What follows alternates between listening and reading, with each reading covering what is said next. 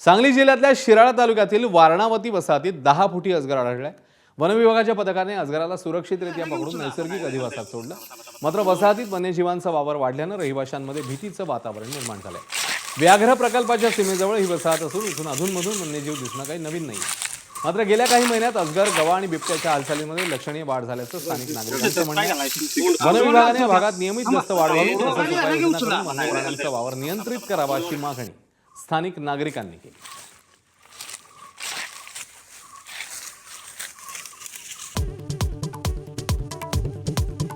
बंदुखराचा आणखी एक नवा प्रताप। शाकाहारी असलेल्यांना मासे प्रसाद म्हणून खाऊ घातल्याचा विचित्र प्रकार। जैन व्यावसायिकांना लाखोंना लोबाडलं।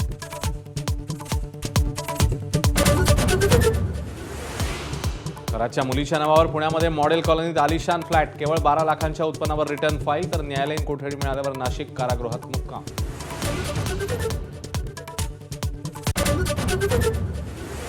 विलिनीकरणाच्या मुद्द्यावर दोन्ही राष्ट्रवादीत आरोपांची मालिका सुरूच। सुनेत्रांच्या नेतृत्वावरून पवारांच्या पक्षाला तटकरेंचे सवाल, तर पेड कॅम्पेनचा आरोप बालिशपणाचा। शशिकांत शिंदेंचा पलटवार।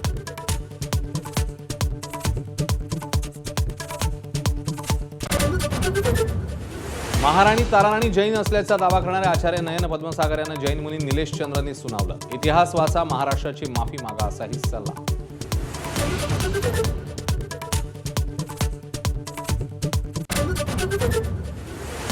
राहुरी पोटनिवडणुकीसाठी भाजपकडून अक्षय कर्डिल यांची उमेदवारी जाहीर, तर बारामतीसाठी 3 अर्ज दाखल।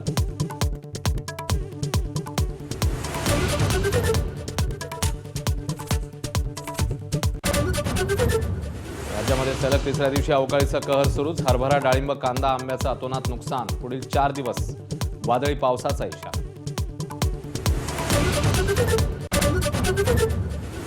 अकोल्यामध्ये महिलेकडे शरीर सुखाची मागणी करणाऱ्या पोलिसाचं निलंबन। घटना कळताच वरिष्ठांचा संताप। लंपट पोलिसावर कडक कारवाईची मागणी।